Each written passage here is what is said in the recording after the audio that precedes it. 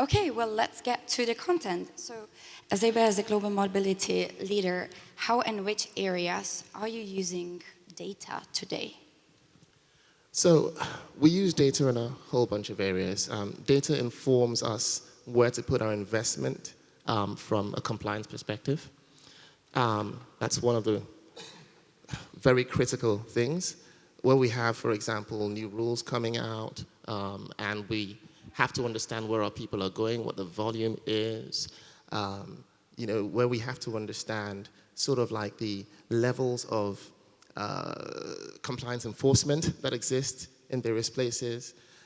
Getting the right data is crucial towards getting the investment you need within a global mobility function to address these issues, right?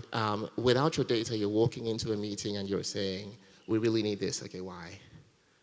Because it's really important, trust me, I know what I'm saying. Right, so compliance, that's one of the things that we use our data for. There's a whole bunch, understanding what people want, right? Going to people and understanding what do our employees want, what does the business need? Data from surveying, getting from people so that what we build is aligned with what folks need as opposed to our academic construct in our minds of what should be, and aligning those two consistently and continuously so that ultimately we're not just working away and working hard and not aligning with what actually makes a difference to our people and our organization. Love it actually starts with data rather than being a reactive element. Mark, I must ask you about this new project that you have because I know that a lot of investment went into this software. So can you tell us the groundbreaking news, describe the rationale behind the investment, and obviously describe the product? Absolutely, thank you. I think I work for Gallagher, Global Mobility Solutions team, and believe it or not, probably most of you won't recognize Gallagher as a name in the global mobility industry, although we have been in it for a number of years. And I think we reached a point where either we were going to close it or invest in it, and we invested in it. And I think what became apparent very quickly is that we didn't have any systems, which basically meant we didn't have any data, we didn't have any oversight of what we were doing or what we were doing for our clients.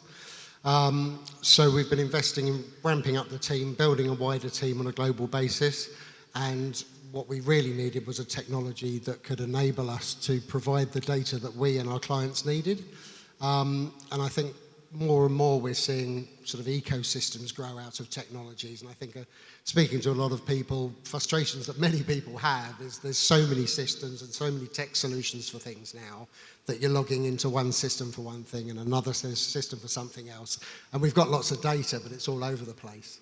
So what we have built now is a technology ecosystem which is based around a workflow system, but it also links in payroll and actual global payroll that can deliver pay as well as just delivering pay calculations, links in with our relocation partners, links in with our immigration partners, and also links in with frequent travel tracking as well. So all of a sudden, through like a single sign-on, you've got all of this data in a customizable dashboard which enables us to deliver our services in a much better, much more efficient way and gives our clients huge amounts of data at their fingertips. And something that was mentioned a little bit earlier in terms of getting budgets and things you need. One of the things that we do quite a lot is work with clients to break down costs and look at the return on the investment, not necessarily from a financial perspective, but in terms of freeing up time and being more consultative with the business from doing some of these projects and helping them get those budgets over the line as well. Thank you so much. This is really impressive and really a illustration of, again, the statistic that we were mentioning. 67% of global mobility professionals are investing in mobility technology. So thank you for sharing that example. Priscilla, I was so intrigued by the case study you mentioned during our preparatory calls. Actually, I'll have to ask you about that. And that was really harvesting data and really demonstrating that there can be actually a big difference between assignee preferences, so what is it that they think they want, and the actual data, the assignee satisfaction. So if you could highlight that example. Yeah, sure. So we are in the process of refreshing our policies, and the things that I've heard from our businesses and our HR partners is that people want cash. And so they fought us over services because they cost too much. I'd rather just give people cash, and they do as they please. And obviously, as mobility people, we know that's not reality. But what was interesting is getting the data of assignees over the last 4 years who have been satisfied with their moves compared to those who haven't. In addition to surveys of all the people who have moved, we came back with a result that showed 90% of our people and our businesses preferred services over cash.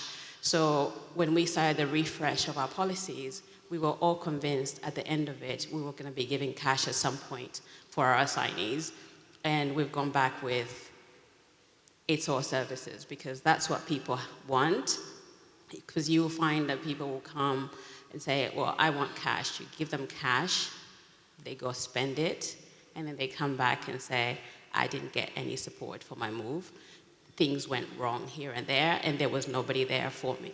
So data was what helped us convince our HR business partners that people might want cash, but that's a personal need.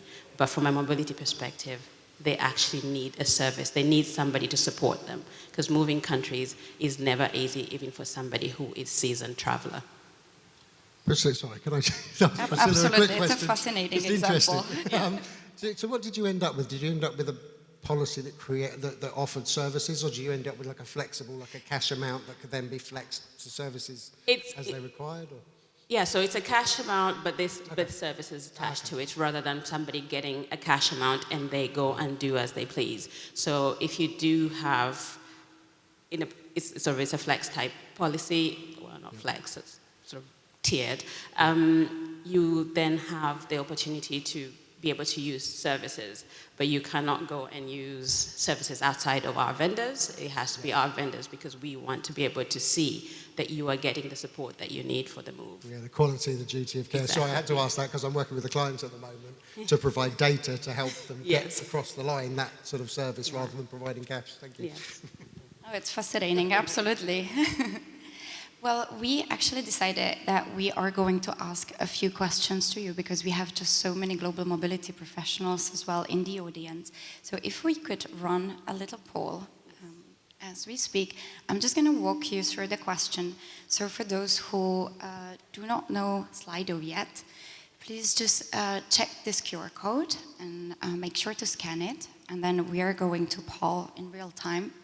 So the question that we want to ask you really is what are some of the biggest challenges that you're encountering today when collecting data? And it can be perhaps collecting data is not on your priority list. We have certainly lack of integrated technology and vendors. Resources constraints. There's too much data, as we have also highlighted with the panel. And then I do not have any challenges with data collection today. So let's give it a few more seconds. And then what are your problems, guys, with the data? So, funny thing about the too much data, one of my pet peeves is data for data's sake, right? We can spend time doing so many things, but including collecting data, preparing, overlays and all of that, and nobody does anything with it, right? So it's why? What are we doing this for? What do we hope to achieve? Have we achieved it? Do we need to modify our data, modify our collection sources, modify our audience, but actually interacting intelligently with the data and the perceived outcome and the actual outcome? I think it's super important. What you don't want, and I've had this happen, is that you stop producing a set of data and nobody notices. Then you really have to ask yourself, why were you doing it in the first place?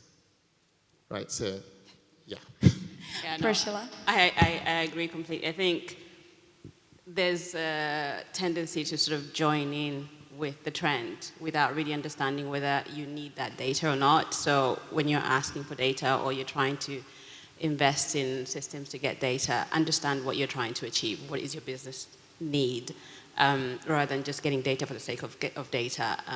So I think the question is very much is, when you get data, what are you using it for?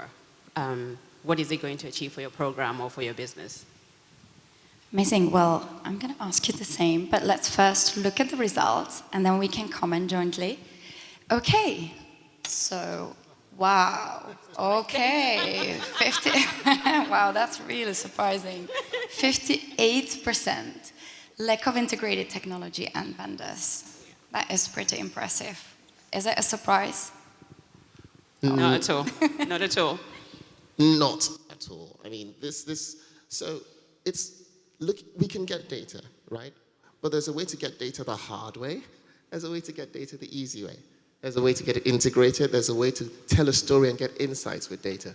If you do that manually, you're going to take a lot more time, a lot more resources. You're likely not going to get as good an output as if you have it integrated via technology. You know, and that's an ongoing journey, I suspect, for most, if not all of us. And the technology keeps on getting better, and new stuff keeps coming out, and we all keep our ears to the ground, all right, and keep getting better at this. But definitely, that makes our lives so much easier and makes our conversations, back to our earlier point, about getting the right investment, focusing in the right areas, so much easier when that integration happens. Sometimes a good old API integration is still better than ChatGPT solution. But we'll see. Okay, Mark, what are your thoughts? I'll comment on the two top points, actually. And the top one is fantastic because it means that we're looking in the right direction with our business and our Renova technology, because that's exactly what we've been doing for our sort of system to support us and support our clients. It's fully integrated via, as you mentioned, APIs, and it actually automates a lot of the process as well, whilst giving possibly too much data. But I think the too much data piece is interesting, because if you give the business carte blanche and ask them what they want, they'll come back with a very long list. Or if you give them a long list of tick boxes, they'll tick them all. And I think it's about working with them to really understand why they want what they're asking for, and actually help them to understand what will be beneficial to them and what is, as you said, data for data's sake. And I think if you work closely enough and you've got that relationship with the business to be able to do that, you end up with a narrower dashboard with much more important information. Love it. Thank you so much for these wonderful comments of the real-time results. I would like to go back a little bit more to the case studies. And Ezeibe, if you could share a specific case study where data analytics really positively affected the assignee experience. Yeah, sure. So we went and did a survey of our entire population to understand, okay, how has it been going for you? How has it all worked out? And there were some specific questions we asked, and there were some more general questions. We also went and asked our leaders about how else can we help? What else can we do? And something that came through several places was this link between mobility and talent development and creating more opportunities for people to do this. So that aligned with a whole bunch of things and a whole bunch of conversations. And out of that, we found ourselves in a position to have some really great conversations, cross-functional, about how we can start developing actual democratized programs to clearly link our mobility experiences with talent development opportunities. We're talking about a situation where people can say, hey, moving from here to there for X amount of time, purely with some specific learning objectives and relatively low cost, is something that people can put their hands up for. The data combined, it was a combination of the data we got and other conversations happening that just made that very clearly something that made sense for us to devote time and energy towards developing. And as a result, we're currently working towards pilots of those. And when folks hear about it, there's so much excitement about, wow, this is great. You know, we should be having more of this. And this is what I'm talking about, listening and using the data to positively influence what we're providing for our people. What do they really want? What do they really need? What can we change? And consistently growing and evolving our programs accordingly. So this is one of many instances where, and we have to keep doing it because that need will change over time. Constant listening, constant learning, so that we can adapt and keep relevant to what actually makes a difference to people and the business.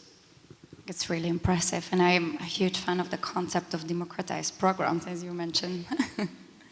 Perfect. Well, we have prepared one more question for you as our panel, so perhaps we can run the next Slido. So, what are really your main objectives when leveraging data today? What is it that you want to use the data? How do you want to use it? So, delivering cost savings, or improving employee satisfaction, compliance tracking with mobility SLAs, tracking and reporting on ROI, all of the above, which would make it a lot simpler. And then I do not use data. What are your thoughts? Any prioritization or all of the above from your side?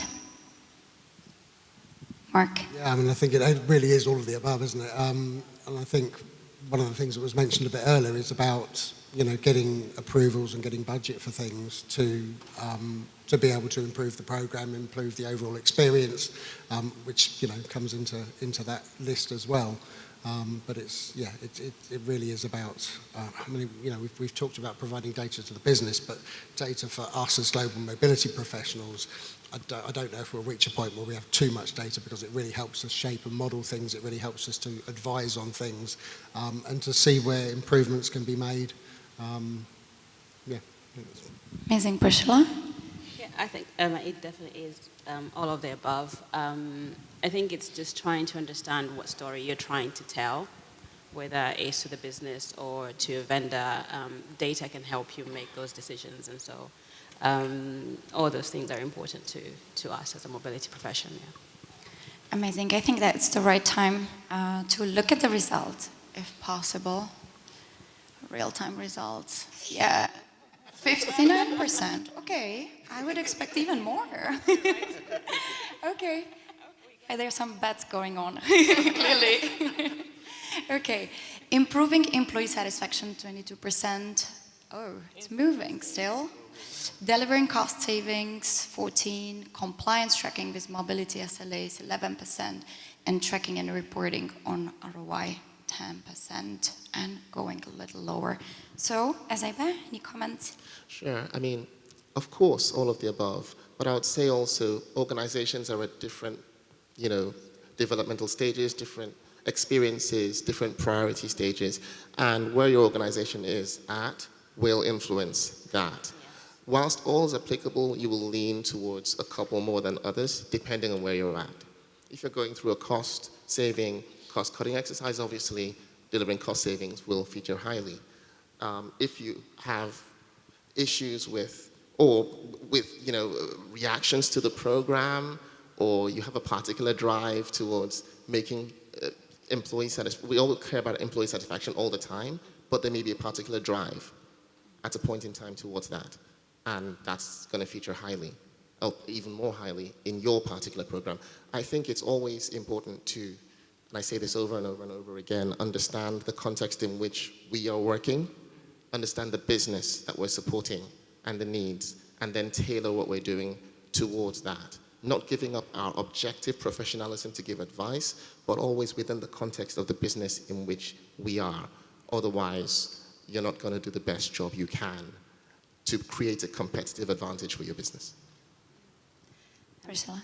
It's interesting that reporting on ROI is at the bottom. It's sort of been a buzzword since I've been in mobility for such a long time. So it's interesting that it's moved to the bottom when it used to be always, let's look at the ROI. And nobody's ever solved that problem. And I think ROI is an interesting one, isn't it? Because many years ago, I was part of work groups to try and work out if you can measure ROI. And I think there was so much focus on ROI as a financial return, when actually I think if we look at the bigger picture, ROI can be looked at in many, many different ways that doesn't just come down to numbers. So for example, having the right partners in place or the right system in place, as I mentioned earlier, frees you up as a team to be more consultative, more proactive with the business in terms of providing strategic options and solutions for them, rather than literally just sitting there crunching the numbers and handling the assignees. So I think ROI can be looked at in a very different way from just numbers. yes. That's a very interesting reading and analysis of the poll. Well, I have a closing question because we're almost running out of time. So, do you to the entire panel? So, do you believe there are any untapped data sources or unconventional data points that we're currently not tracking and is absolutely on your wish list to track? That's a good question. It's a good question. I think. Sorry.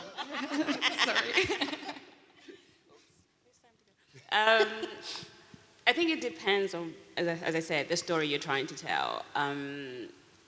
We're working at the moment on trying to get data on corporate housing as part of our assignee experience improvement program. And it's trying to understand the locations where people have stayed and we've had the best experience from people, and seeing if we can use that data to target supporting people when it comes to finding housing when they arrive in locations. So that's something that I don't think we've ever done before, but it's sort of an area that we're looking into. So data from vendors can help you in different ways, I think. We're back at the when there's integration, aren't we? Yeah. I mean, the one that comes top of mind for me is looking post-COVID and then seeing the rise of remote working, flexible working, cross-border. It's one thing to have integration with business travel and know where people are. It's another thing to know where people are when the travel is not linked in with your corporate travel, right? And of course, then you get into employee data governance and privacy and all of that. But in terms of a data set, where are our people all the time? Well, that's a problem we're all facing. I see the head nods, right? That's a real issue now, because folks are working everywhere and we can't always know where they are. And it's a problem we're all going to have to solve, because we all have the mindset to keep compliant in this new frontier, right? So yes, that's largely untapped. And I know a few people who are thinking of solutions and potentials, but again, within the context of your company culture as well, what's acceptable? What can be done within the rules governing data privacy? I love it. You always make us think. Mark? Yeah, I think you're right. I mean, I don't know if frequent travellers are untapped, but I think it's that challenge of how do you tap into that data? And there are a lot of solutions out there. As I say, one that we've built into our Innova system as well. But there are sometimes many other solutions to getting that data as well. So it's just that it is the challenge of getting it. And I think an area that it's not untapped data, but it's about smarter data as well. So I'm sure most of us send out to our assignees, a satisfaction survey. How did your shipping go? How did your immigration go? How did your tax go? But it's about maybe asking slightly smarter questions and looking at it as a whole if possible, because quite often if an assignee has an experience in one area, it really affects the scoring they give across all other areas as well. And I think maybe something that is untapped is maybe surveying the businesses that we support, in terms of the leaders. So one of the things I've always done when I've run RFPs in in-house roles is include assignees in that process and include the heavy business unit leaders, heavy users, business unit heavy users to come into that process as well, to really understand what their wishes and needs are and challenges have been in the past, so that we can help provide a better solution for them. So I suppose tapping into that data and giving them surveys as well to understand from their perspective, as well as the assignees, is really quite critical in terms of getting it right for the business. Thank you so much. Well, we're out of time, so I would like to thank you again for spending this amazing time with us and sharing your insights. Thank you so much. Thank you so much for having Thanks for us. having us.